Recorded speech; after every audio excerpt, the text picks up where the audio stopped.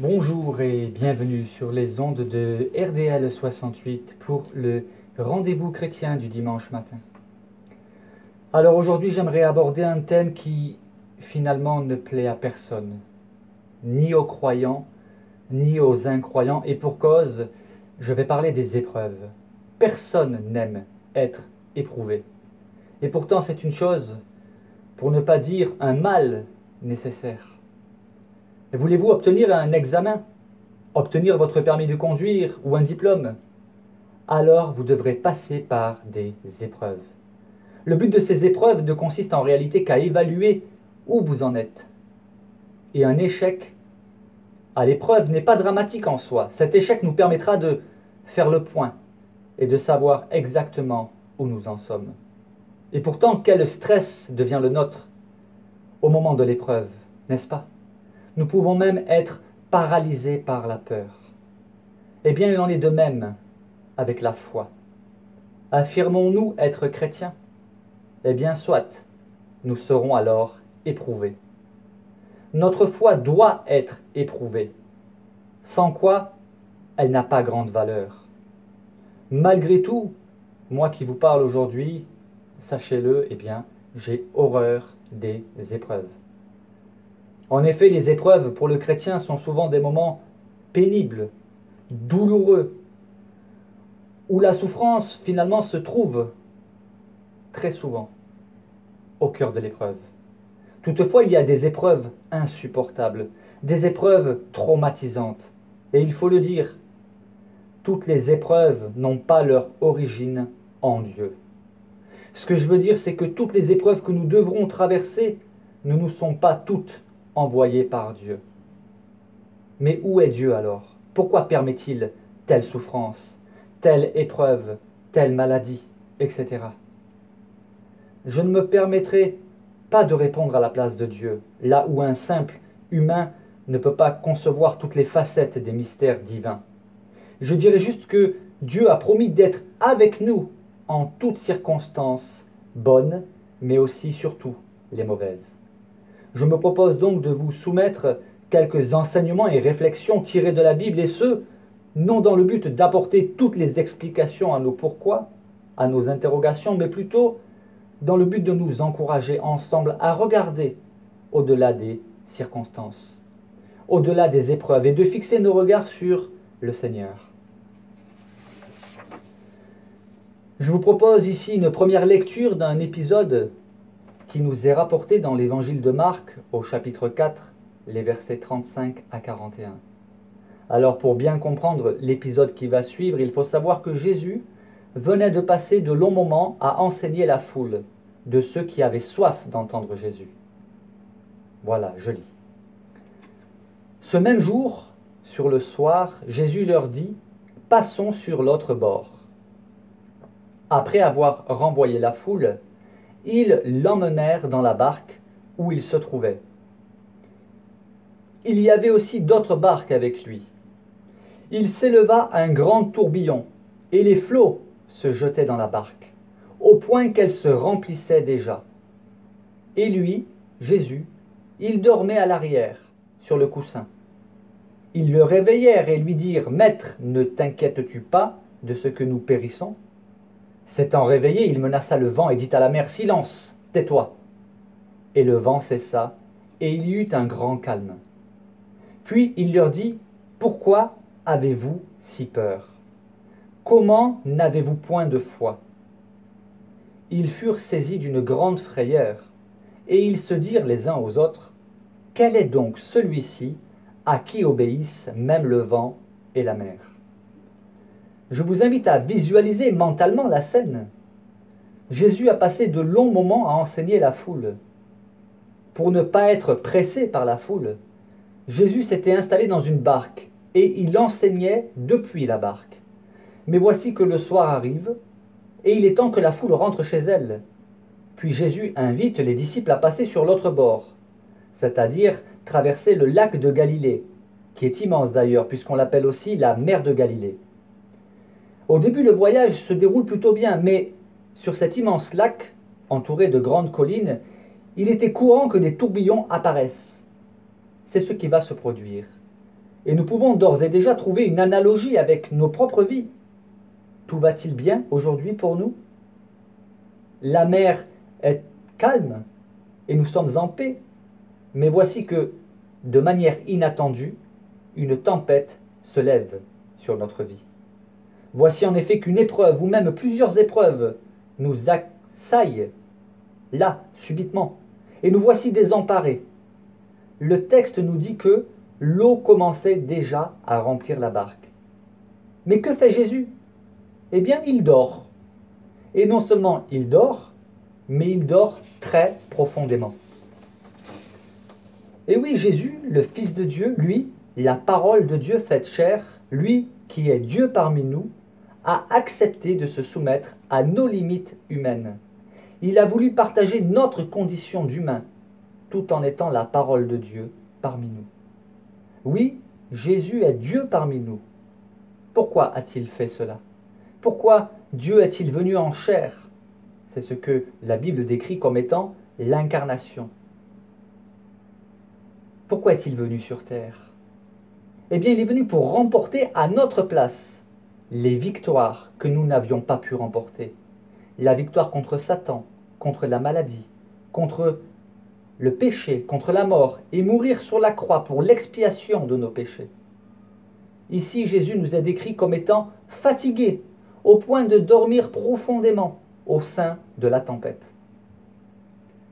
Le Fils avait totalement confiance en son Père. Nous savons que Dieu est Père, Fils et Saint-Esprit. Mais comme le sujet ici n'est pas la Trinité, je ne développerai pas davantage. Je dirai juste que, pour quiconque veut étudier la Bible dans son ensemble, eh bien, il réalisera bien vite que nier la vérité de la Trinité pose plus de problèmes qu'elle n'en résout. Je ferme la parenthèse. Donc Jésus, très fatigué, dort profondément. Mais les disciples, eux, ne dorment pas. Au contraire, ils sont effrayés. Et pourtant, pour la plupart d'entre eux, ce sont des marins pêcheurs. Ils connaissent bien la mer, les lacs, et ils en avaient déjà traversé des tempêtes durant leur carrière de pêcheurs professionnels. Pêcher le poisson, c'était leur spécialité, leur métier, et par conséquent, ils connaissaient aussi les comportements inattendus des grands et des petits lacs. Mais ici, chose étonnante, Jésus dort. Mais pourquoi ne se réveille-t-il pas? Va-t-il nous laisser périr? Non, car Jésus savait qu'il avait une mission bien précise à remplir et que rien ni personne ne pourrait empêcher que cette mission s'accomplisse. Ainsi, il pouvait dormir en paix. Nous pouvons ici aussi voir une analogie, un enseignement avec la vie du chrétien. Voici que le chrétien est éprouvé. Mais Jésus semble dormir, pourtant il est avec nous. Il chemine avec nous dans la barque de notre vie. Mais il semble dormir, nous ne le voyons pas agir.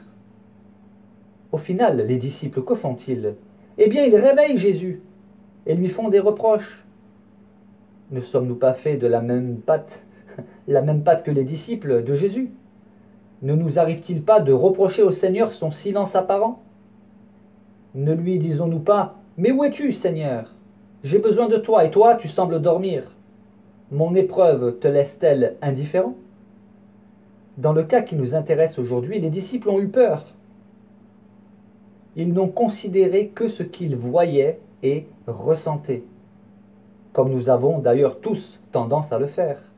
Alors peut-être que, parmi nos auditeurs, certains d'entre vous pensaient que vous auriez réagi autrement que les disciples. Attendez de voir qu'une épreuve, une lourde épreuve vous arrive. Et là, vous saurez de manière certaine si vous auriez fait mieux que les disciples. En attendant, le Seigneur Jésus a été réveillé par ses disciples. Ils lui ont demandé si cela ne lui faisait rien qu'il périsse, comme si le Seigneur était indifférent à nos détresses. Certains pourraient penser que Jésus faisait semblant de dormir, mais non, Jésus dormait bel et bien profondément. Alors sachez-le bien, non, le Seigneur n'est pas du tout indifférent à nos détresses, nos épreuves. Et la preuve, considérons comment Jésus a réagi. Il menaça le vent et il dit à la mer, « Silence, tais-toi !» Et que s'est-il passé? Le vent cessa et la mer agitée devint calme. Nous pouvons relever que Jésus n'a pas prié son Père, non, il a directement calmé les éléments déchaînés. À tel point que, à raison d'ailleurs, ses propres disciples se sont questionnés sur l'identité de leur maître. Ils ont même été effrayés du pouvoir de Jésus. Et voici leur remarque, voici ce qu'ils ont dit. Quel est donc celui-ci, à qui obéissent même le vent et la mer? Ils connaissaient des épisodes bibliques remarquables, les disciples, notamment tirés de l'Ancien Testament, où nous voyons des hommes et des femmes de Dieu accomplir, par le secours de l'Éternel, des miracles. Mais là, voir leur maître, Jésus, s'adresser directement au vent et à la mer, et constater le pouvoir incroyable de Jésus, cela les a interrogés sur l'identité de leur maître. Il faut bien comprendre que la connaissance de Jésus pour ses disciples s'est faite progressivement. Plus tard, ils comprendront mieux que personne que Jésus est vraiment Dieu. Mais en attendant, ils savent qu'ils suivent un maître extraordinaire. Et vous, quelle est votre connaissance de Jésus? Est-il pour vous juste un prophète parmi tant d'autres? Ou alors est-il vraiment Dieu parmi nous? La parole de Dieu faite chair, c'est-à-dire qui s'est incarné pour prendre forme humaine par la naissance miraculeuse dont Jésus est le centre. Et que penser de ces paroles adressées par Jésus à ses disciples effrayés? Il leur a dit: « Pourquoi avez-vous si peur? Comment n'avez-vous point de foi ?» Je dois vous avouer que personnellement, j'aurais peut-être répondu au Seigneur: « Seigneur, tu nous demandes pourquoi nous avons peur? Mais pourquoi nous avons eu si peu de foi? Mais Seigneur, nous étions en train de nous voir mourir pendant que toi tu dormais. Nous ne savions que faire. » Mais quelle est donc la leçon que Jésus a voulu enseigner à ses disciples en ces instants de tempête? Il voulait simplement leur révéler qu'il fallait avoir confiance en lui. Il était avec eux dans la barque. Que pouvait-il donc leur arriver de grave? Ils n'avaient rien à craindre avec Jésus dans leur barque. Malgré tout, ne nous leurrons pas. Nous avons beau comprendre tout cela, l'instant de vérité sur notre foi se manifestera au moment où nous serons éprouvés. Lorsque j'ai perdu mon emploi en 2011 et que je suis tombé en dépression, je ne savais plus quoi penser. J'étais complètement perdu dans mes pensées et ma foi était plus que chancelante.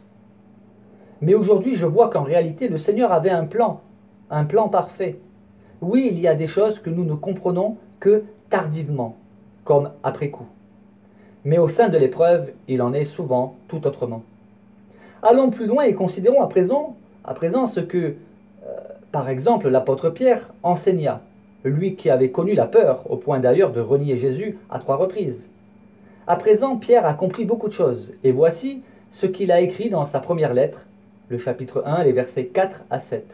Dans le contexte, il leur a parlé d'un héritage céleste qui ne peut pas se perdre. Et il ajoute, concernant cet héritage spirituel, la chose suivante. Il vous est réservé dans les cieux, sous-entendu cet héritage. Il vous est réservé dans les cieux, à vous qui, par la puissance de Dieu, êtes gardés par la foi pour le salut prêt à être révélé dans les derniers temps. C'est là ce qui fait votre joie, quoique maintenant, puisqu'il le faut, vous soyez attristés pour un peu de temps par diverses épreuves, afin que l'épreuve de votre foi, plus précieuse que l'or périssable, qui cependant est éprouvé par le feu, ait pour résultat la louange, la gloire et l'honneur lorsque Jésus-Christ apparaîtra. Pierre affirme ici la valeur de notre foi. Il dit qu'elle est plus précieuse que l'or. Oui, cet or qui pourtant périra un jour ou l'autre. Et cependant, même l'or est éprouvé par le feu, lorsque nous le faisons fondre pour en faire divers objets, par exemple. Et Pierre continue en écrivant que l'épreuve de notre foi aura pour résultat la louange, la gloire et l'honneur lorsque Jésus apparaîtra. Car oui, il est prévu que Jésus apparaisse une nouvelle fois, mais ce sera comme juge des nations qu'il apparaîtra cette fois-ci, et non comme sauveur. Du moins, il sera sauveur pour ceux qui l'ont accepté comme sauveur. Ailleurs, toujours dans la même lettre de Pierre, c'est-à-dire 3 chapitres plus loin, notre bien-aimé apôtre écrivit ceci. au chapitre 4, les versets 12 à 16. Je lis. Mes bien-aimés, ne trouvez pas étrange d'être dans la fournaise de l'épreuve comme s'il vous arrivait quelque chose d'extraordinaire. Réjouissez-vous, au contraire, de la part que vous avez aux souffrances de Christ, afin que vous soyez aussi dans la joie et dans l'allégresse lorsque sa gloire apparaîtra. Si vous êtes outragés pour le nom de Christ, vous êtes heureux, parce que l'Esprit de gloire, l'Esprit de Dieu repose sur vous. Que personne d'entre vous, en effet, ne souffre comme meurtrier, ou voleur, ou malfaiteur, ou pour s'être ingéré dans les affaires d'autrui. Mais si quelqu'un souffre comme chrétien, qu'il n'en ait point honte, et que plutôt il glorifie Dieu à cause de ce nom. Les chrétiens ne doivent pas trouver étrange de se retrouver dans la fournaise de l'épreuve. Remarquons qu'il parle de la fournaise de l'épreuve. Et qui d'entre nous aimerait aller dans une fournaise? Personne.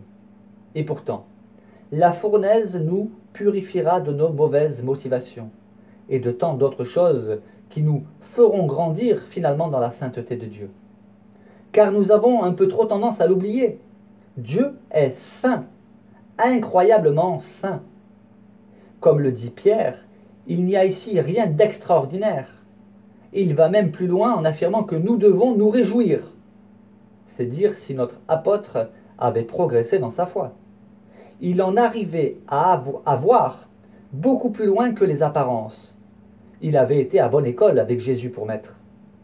Dans ce cas précis, donc, le sujet de sa lettre, il accentue sur une fournaise particulière, la fournaise de l'épreuve, de la persécution. Et il affirme même que d'être persécuté pour le nom de Jésus-Christ, c'est la preuve évidente que le Saint-Esprit repose sur nous. C'est-à-dire que nous sommes animés par le Saint-Esprit. Et enfin, il insiste sur un autre point à ne pas négliger. Si nous souffrons, que ce ne soit pas pour avoir commis des actes répréhensibles. Car en effet, plusieurs croyants ont vite fait de se placer en victime de persécution, tandis qu'en réalité, ils ne font que récolter les fruits de leurs mauvaises actions. Pierre le dit clairement, que personne d'entre vous, en effet, ne souffre comme meurtrier ou voleur ou malfaiteur ou pour s'être ingéré dans les affaires d'autrui. L'apôtre Paul, quant à lui, affirme la chose suivante dans sa lettre aux Romains, chapitre 5, les versets 3 et 4. Nous glorifions même des afflictions, sachant que l'affliction produit la persévérance. Et la persévérance produit la victoire dans l'épreuve, et cette victoire produit l'espérance. Il explique, notre apôtre Paul, que lui et ses compagnons d'œuvre se glorifient même des afflictions, c'est-à-dire des souffrances, des épreuves. Mais non, Paul n'est pas fou, mais il a compris le sens des épreuves, le sens des afflictions, et il l'explique. L'affliction produit la persévérance produit la victoire dans l'épreuve, et la victoire dans l'épreuve produit l'espérance. Et que dire de Jacques? Alors lui, il va nous apparaître comme étant un fou. Et pourtant, alors voici ce qu'a osé écrire l'apôtre Jacques dans sa lettre au chapitre 1, les versets 2 à 4. Mes frères, regardez comme un sujet de joie complète les diverses épreuves auxquelles vous pouvez être exposés, sachant que l'épreuve de votre foi produit la patience.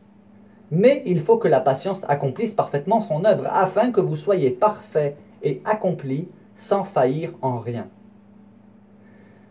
Mais nous le voyons bien que Jacques n'était ni fou ni masochiste, car lui aussi explique ses déclarations, et nous pouvons ainsi mesurer le haut niveau spirituel qu'il avait atteint.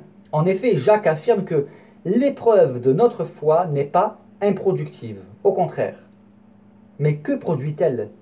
Eh bien, elle produit la patience.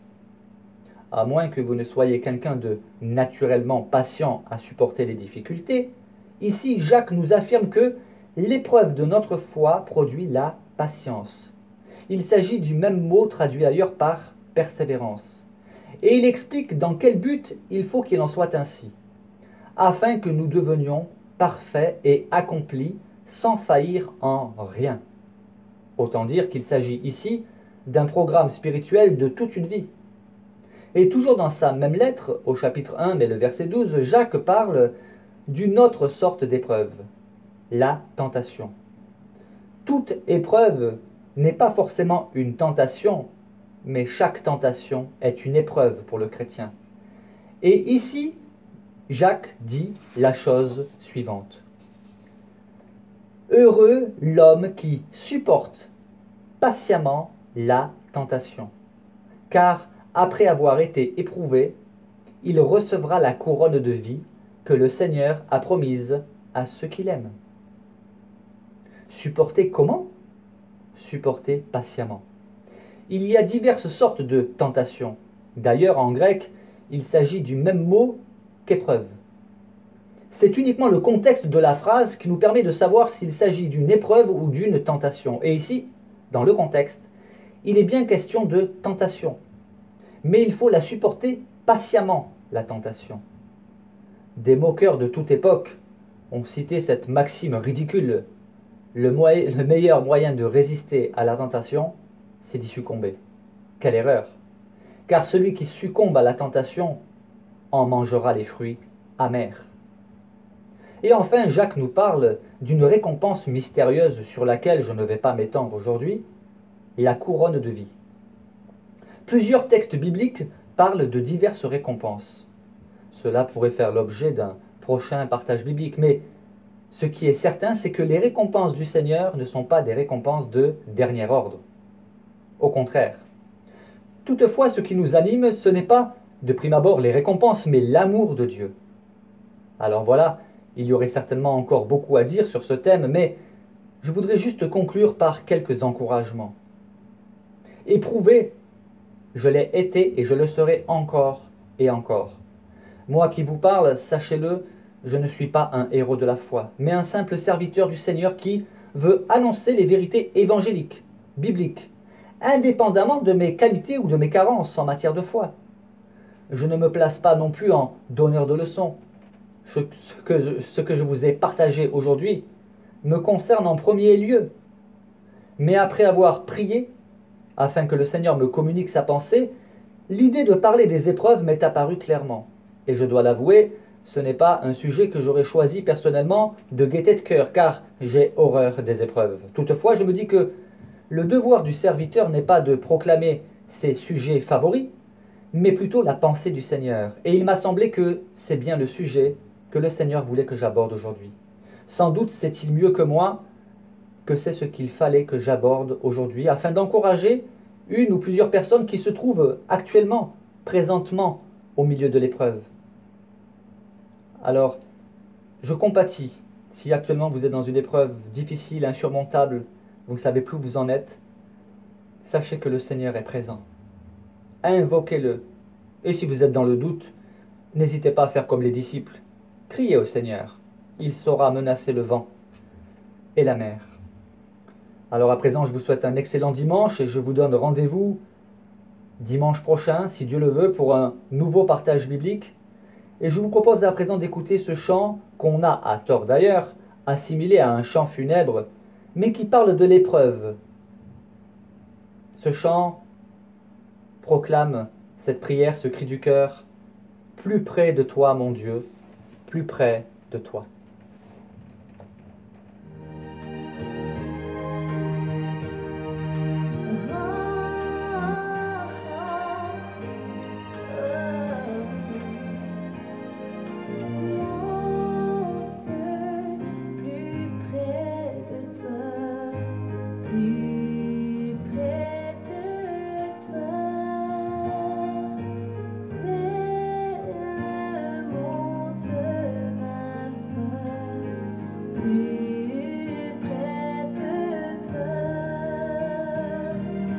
Plus